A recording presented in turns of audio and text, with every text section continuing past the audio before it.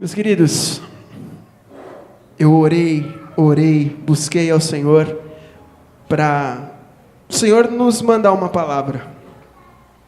E nada acontecia, irmão. Nada acontecia. Buscava e nada. Eu não entendendo, Senhor, o que o Senhor quer falar com a tua igreja?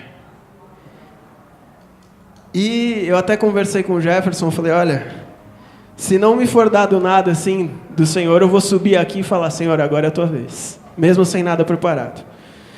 Mas o Senhor, Ele na sua infinita misericórdia, Ele abriu meus olhos pouco tempo antes de vir para cá. E a gente vai falar hoje sobre algo muito importante. E eu vou usar um exemplo para começar. Quantos de vocês já viram isso aqui?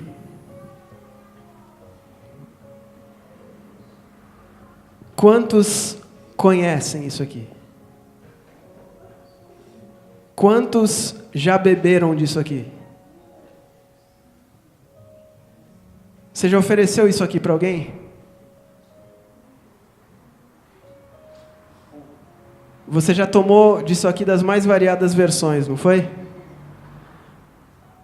Tem 0 açúcar, tem com aquele açúcar estranho, esse aí.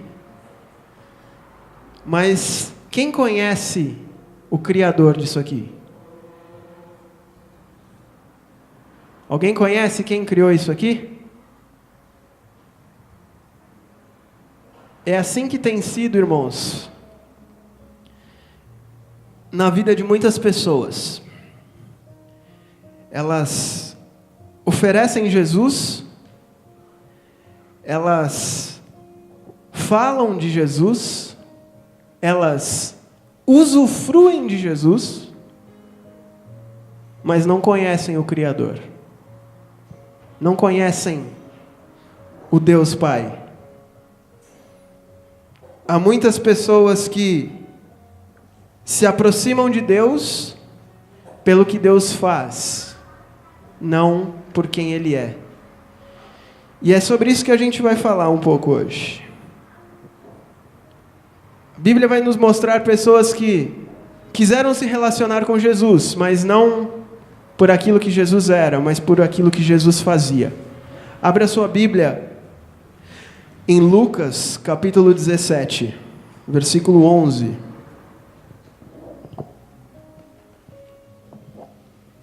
Lucas, capítulo 17, versículo 11.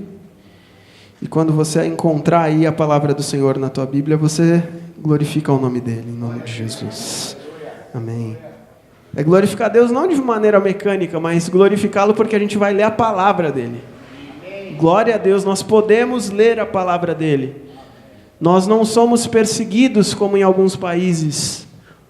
Podemos ter a palavra dele em mãos. Amém? Vamos lá. Versículo 17, versículo 11, diz assim: De caminho para Jerusalém, passava Jesus pelo meio de Samaria e da Galiléia. Ao entrar numa aldeia, saíram-lhe ao encontro 10 leprosos, que ficaram de longe e lhe gritaram, dizendo: Jesus, mestre, se compadeça de nós. Vamos parar aí. Quantos aqui conhecem essa passagem? A história dos 10 leprosos. A gente tem que, desde já, ir notando alguns detalhes e as diferenças de Jesus. Primeira coisa, versículo 11. De caminho para Jerusalém, passava Jesus pelo meio da Samaria. Aquele povo não se dava com os samaritanos. Havia uma rixa com os samaritanos. Normalmente, as pessoas não passavam por Samaria. Por conta de toda essa rixa, eles preferiam dar a volta do que cruzar Samaria. Jesus já estava rompendo a primeira tradição, o primeiro costume ali daquela época. Ele passou por meio de Samaria e entrou em aldeias por ali. Jesus já saindo da curva, não cumprindo as tradições que causavam e geravam inimigos. E quando ele entra ali, sai ao encontro de Jesus Quantos leprosos? 10 leprosos. Irmãos, a gente não tem noção do que é a lepra. A gente não tem noção do que é a lepra. Eu pesquisando, eu anotei algumas coisas aqui. Diz assim, que diferentes partes do corpo da pessoa... A gente sabe que a lepra é aquilo que fala que, de maneira mais geral, a pele fica esbranquiçada, né? A pele fica apodrecida. Veja só o que é a lepra. Diferentes partes do corpo, como o cabelo, caía, sobrancelhas desapareciam, as unhas amoleciam e caíam, os dedos das mãos e dos pés pode apodrecer, as gengivas se contraem. Vai imaginando uma pessoa com essas características. Os dentes caem, os olhos, o nariz e a boca aos poucos vão se desfigurando e desaparecendo também. Esse era o perfil de um leproso naquela época. Hoje em dia, muitas pessoas veem um morador em situação de rua sujo e desviam dele. Imagine então como era aquela época. Uma pessoa naquelas condições. E a Bíblia em Levítico nos diz alguma coisa de como naquela circunstância de lei as pessoas deveriam tratar um leproso. Vamos lá dar uma olhadinha. Abre lá em Levítico. Se quiser deixar marcado, a gente vai voltar para esse texto. Mas abre lá em Levítico 13, 45 e 46. As vestes do leproso em quem está a praga serão rasgadas, os seus cabelos serão desgrenhados, cobrirá o bigode e clamará: imundo, imundo. Será imundo durante os dias em que a praga estiver nele. É imundo, habitará só, e sua habitação será fora do arraial. Quem estava leproso naquela época era obrigado a usar roupas rasgadas para mostrar que estava leproso, andar descabelado, andar com a parte de baixo do rosto coberta. Por onde ele passava, se as pessoas o vissem, ele tinha que gritar: impuro, impuro, para denotar que estava ali alguém considerado impuro naquela época. Ele tinha que morar separado do arraial onde o povo estava. Qual era a única companhia desse leproso? Qual era a única companhia desse leproso? Outro leproso. Os demais leprosos. Então vamos lá. A gente está criando toda essa situação. Para quê? Para a gente entender de fato o que Jesus estava fazendo naquele momento. Volta lá para Lucas 17. A gente parou no versículo 13. Vamos agora para o versículo 14. Diz assim. Vamos para o 13 novamente, para retomar. Os 10 leprosos que ficaram de longe e gritaram, dizendo: Jesus, mestre, compadece-te de nós. Versículo 14. Ao vê-los, disse-lhe Jesus: ide e mostrai-vos aos sacerdotes. Aconteceu que, indo eles, foram purificados. Outro ponto aqui. Vamos lá. Volta em Levítico de novo agora. Vai ser a última vez que a gente vai lá em Levítico. Abre agora no capítulo 14. Glória a Deus. Diz assim: disse o Senhor a Moisés: esta será a lei do leproso no dia da sua purificação. Será levado ao sacerdote. Este sairá fora do arraial e o examinará, se a praga da lepra do leproso está curada. Até aí. O que Jesus fez naquele momento? Para que o leproso fosse considerado curado, ele tinha de se apresentar ao sacerdote, naquela época, e o sacerdote atestar que ele estava curado. E, fora isso, o sacerdote tinha de fazer uma série de expiações, de purificações, diversos, vamos dizer assim, rituais. Ele tinha que pegar óleo, colocar na ponta direita da orelha dele, no pé direito, no dedo direito, tinha que apresentar uma pombinha em sacrifício pelo perdão, tinha uma série de coisas. E a gente está resumindo bastante. O que Jesus faz? Primeiro, 10 pessoas nessa situação que a gente acabou de falar se aproximaram de Jesus. Não se aproximaram tocando nele, neste caso, mas Jesus os avistou e eles clamaram para Jesus. O que Jesus fez? Em primeiro lugar, ele cumpriu a lei. Porque quando o leproso era curado, ele precisava se apresentar ao sacerdote. O que Jesus disse? Se apresente ao sacerdote. E no caminho, e enquanto iam eles, o que a palavra diz, eles foram curados. Volta lá para Lucas 17. Vamos retomar o versículo 14 de novo. Diz lá: ao vê-los, disse-lhe Jesus: ide mostrai-vos aos sacerdotes. Aconteceu que, indo eles, foram purificados. Versículo 15. Um dos 10, vendo que fora curado, voltou dando glória a Deus em alta voz. E prostrou-se com o rosto em terra aos pés de Jesus, agradecendo-lhe. E este era samaritano. Então Jesus lhe perguntou: não eram 10 os que foram curados? Onde estão os 9? Versículo 18. Não houve porventura quem voltasse para dar glória a Deus, senão este estrangeiro? E disse-lhe Jesus: levanta-te e vai, tua fé te salvou. Irmãos, hoje em dia, a igreja, os cristãos, será que a gente pode dizer até dessa maneira? Eles estão sendo influenciados pela síndrome dos 9 leprosos. Ele vem, ele começa a ouvir de Jesus, ele necessita de algo de Jesus. Então ele começa a se aproximar de Jesus. E vamos fazer a figura desse leproso. Quando a gente não conhecia o Senhor, quando a gente estava se aproximando do Senhor, como que a gente chegou? Todo sujo de pecado, todo imundo. E a gente se aproximou de Jesus,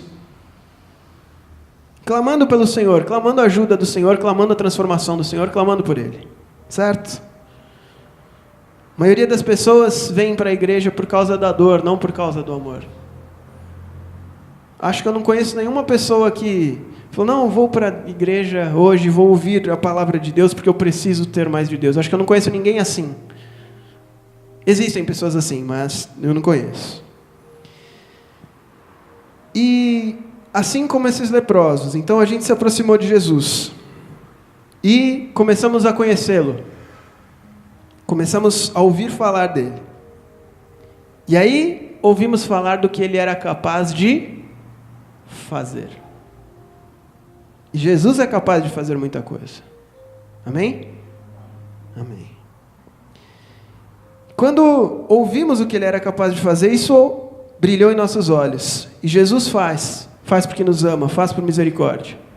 Ele fez por esses leprosos, os curou. Quantos deles voltaram para Jesus depois da cura?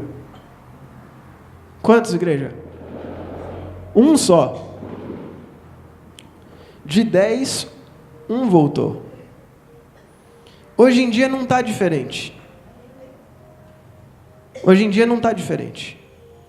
Hoje em dia, muitos se aproximam de Jesus, muitos precisam temporariamente de Cristo.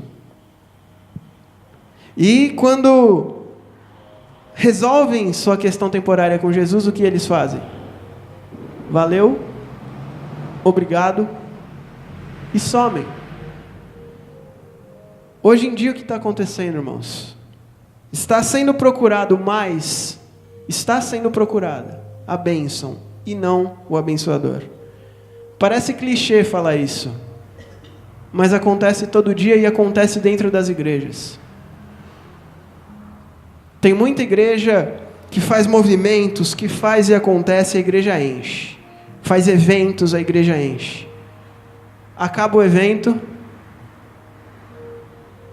aparecem alguns, passa-se um tempo e ninguém aparece mais. Está assim hoje. E está assim por quê? Porque a nossa sociedade hoje preza mais por ter, buscar do que ser. É melhor dizer que Deus me deu algo do que eu sou de Deus. Muitos acham que é mais fácil mostrar Jesus dizendo: olha o que Deus me fez na minha vida, o que Deus deu para mim. Quando o melhor é mostrar o que Deus fez em você. A transformação que Ele deu em você. Hoje em dia está desse jeito, irmãos.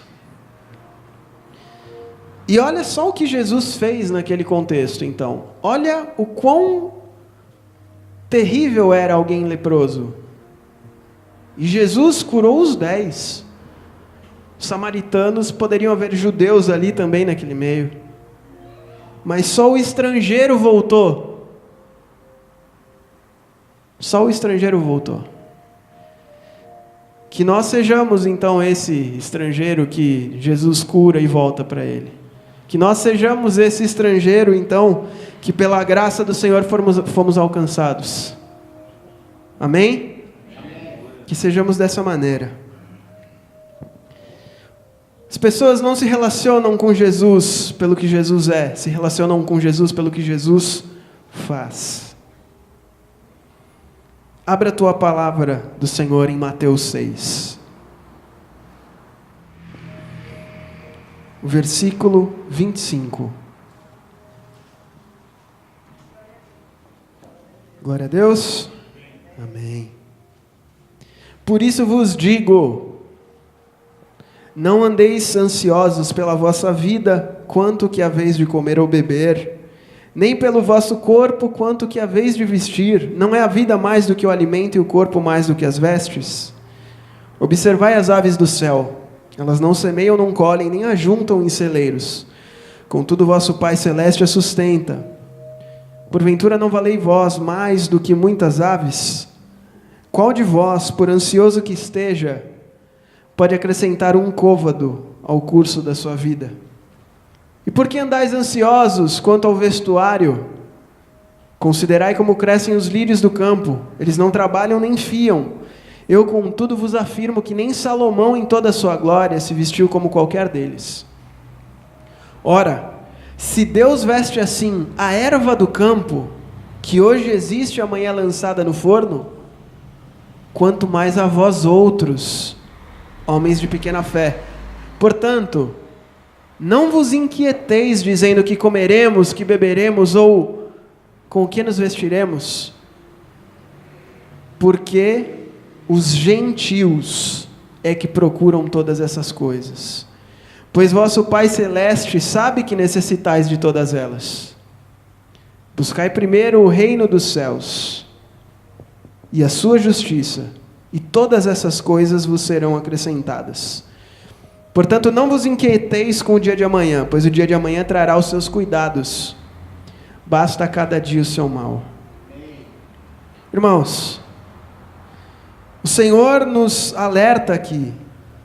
Não se preocupe com as coisas cotidianas. Não fique ansioso por causa das coisas cotidianas. Entenda, a preocupação de preciso me programar, preciso me planejar, ela é válida e necessária. A gente precisa ter planejamento para fazer as coisas. Só que a gente não pode ficar ansioso por conta das coisas. E o que está acontecendo cada vez mais hoje? Qual é a doença do século que as pessoas têm dito? Hoje em dia a gente está ouvindo muitos casos de depressão. Depressão ela é gerada por uma série de coisas, entre elas a ansiedade de não ter as coisas, ou de não ter um carinho, ou de não ter uma companhia. E o Senhor fala aqui, não andem ansiosos. Irmãos, é essa ansiedade que tem feito com que pessoas procurem a bênção e não o abençoador. É essa ansiedade pelas coisas que tem deixado Jesus de lado. E olha, eu vou falar uma coisa. Jesus tem ficado de lado muitas vezes até mesmo por nós, sem a gente perceber. Quantos aí, às vezes não idolatram um problema? Ai, o meu problema, ai, aquela situação. Todo mundo sabe que você está passando por uma dificuldade naquela situação específica. Todo mundo sabe. Por quê? Porque você fala mais dela do que de qualquer outra coisa. Irmãos, é claro, é válido, temos de falar para que a gente ore, para que a igreja esteja em comunhão, intercedendo. Mas não podemos ficar ansiosos. A ansiedade tira o foco de Jesus. Tira o nosso foco de Jesus. Abre em Mateus 11, 28, a gente está caminhando para o fim. Mateus 11, 28. Glória a Deus. Amém. Vinde a mim todos os que estáis cansados e sobrecarregados, e eu vos aliviarei. Está cansado, irmão? Está sobrecarregado? Está difícil? Vá até Ele. Não vá até o que Ele vai fazer. Vá até Ele. No versículo que a gente leu anteriormente, Mateus 6, fala assim: buscai em primeiro lugar o seu reino e a sua justiça, aí tudo aquilo que a gente leu antes vai ser acrescentado. Em primeiro lugar é o reino, em primeiro lugar é o Cristo. O que Ele vai fazer está por conta dEle, a nossa parte é buscá-lo, não buscar as coisas dEle. É como aquele pai do filho pródigo. O filho vai atrás do pai buscando o quê? A herança do pai. O filho mais novo vai buscando a herança. E o pai faz o quê? O pai dá aquela herança. O filho gasta tudo, faz toda a besteira que tinha que fazer. E depois ele se volta para o pai. O que aquele pai faz?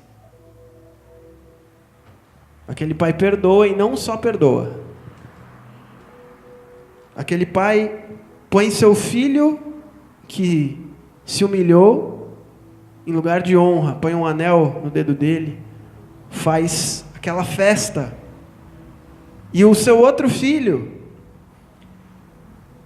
ele fica até enciumado, né? Ele fala: poxa, eu sempre estive aqui com você, e agora que ele pegou tua herança, fugiu, voltou, você faz uma festa desse tamanho para ele, nem para mim você fez. Aí o pai fala assim: porque aquele filho estava perdido. Se nós estamos nessa situação, em alguma questão, em alguma área, ou sim, se estamos buscando mais o que Ele faz do que quem é Ele, se nós decidirmos mudar essa trajetória, voltar os nossos olhos para cima, para os montes de onde nos vem o socorro, o Senhor nos recebe dessa maneira. O Senhor é misericordioso, querido. O Senhor é rico em misericórdia. Por que tudo isso tem acontecido nesse momento? A gente vai finalizar com esse versículo agora. Abra lá, em 2 Timóteo 3. Pastor, você está aí no versículo? Lê o versículo 1. Isso, verso 1. Sabe, porém, isso, que nos últimos dias sobrevirão tempos trabalhosos. Nos últimos dias. Aí vai seguir uma relaçãozinha. Davi, lê o 2, por favor. Pois os homens serão egoístas, avarentos, jactanciosos, arrogantes, blasfemadores, desobedientes aos pais, ingratos, Paulo, lê o 3, por favor. Sem afeição natural, implacáveis, caluniadores, incontinentes, cruéis, inimigos do bem. Ana, você pode ler o 4, por favor? Traidores, atrevidos, enfatuados, mais amigos dos prazeres que amigos de Deus.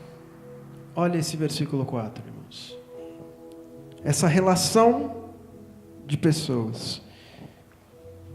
Hoje, mais amigos dos prazeres do que amigos de Deus. Ser amigo exige uma relação de intimidade. Não dá para você ser amigo de alguém que você não conversa com essa pessoa. Não dá para você ser amigo de alguém que você não conhece. Exige intimidade. Hoje, as pessoas são mais amigas dos prazeres, da satisfação, daquilo que eu posso obter, do que amigos de Deus. Não existe nada melhor do que ser amigo de Deus. Meu amado, é para a gente refletir hoje. Lembra desse exemplo aqui da Coca-Cola. Isso aqui é só para você não esquecer essa palavra. Você vai chegar, sei lá, no teu trabalho, lá para alguém e vai falar: ô, rapazinho lá pregou com uma Coca-Cola. Vai falar com uma Coca-Cola? Ele deu um exemplo assim, ó. Aí você explica e aproveita a curiosidade e emenda a palavra para ele. Tá assim hoje. A gente não conhece o Criador disso aqui. Mas a gente conhece o Criador disso aqui, ó. Amém? Então, irmão, não ande ansioso. Não ande ansioso.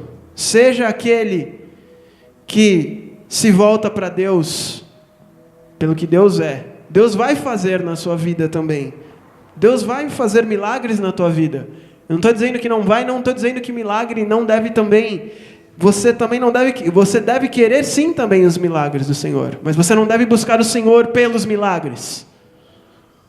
Você deve buscar o Senhor pelo Senhor. Se coloque de pé, meu querido, em nome de Jesus. Pai, em nome de Jesus Cristo, Senhor, nós te pedimos, Pai, que essa mensagem, Pai, fique cravada em nossos corações, fique marcada na tábua do nosso coração, Deus. Que nós possamos te buscar, Senhor, por aquilo que Tu és, e não por aquilo que Tu podes fazer, Senhor. Que nós possamos nos voltar para a Tua palavra, Senhor, e nos lembrar que o Senhor nos orienta a não andar ansiosos por nada. Porque muitas vezes, Pai, é essa ansiedade que faz com que nós tiremos os olhos de Ti, Pai. Ó Senhor, em nome de Jesus, tem misericórdia de nós, Pai. Ajuda-nos, Pai, a voltarmos para os Teus caminhos, Senhor. A voltarmos à essência, Pai, de quando Te conhecemos, Pai. De não querer mais nada, Pai, só a Tua presença, Senhor. De orar nas madrugadas, Senhor. De conhecer a Tua palavra acima de qualquer coisa, Pai. Acende em nós, Pai, a chama desse primeiro amor, Pai, em nome de Jesus. Senhor, manifesta a Tua glória neste lugar. Pai, que Tua palavra fique guardada em nossos corações, Senhor. Que nós sejamos amigos do Senhor e não das Tuas coisas, Pai. Porque o Senhor está no controle. Nós não precisamos, Pai, ficar ansiosos, porque Jesus está no controle. Querido, Jesus Cristo está no controle. Dê o controle para Ele completamente. Te glorificamos, Senhor. Te exaltamos, Pai. E que em nome de Jesus possamos mais e mais sermos Teus amigos, Pai. Em nome de Jesus.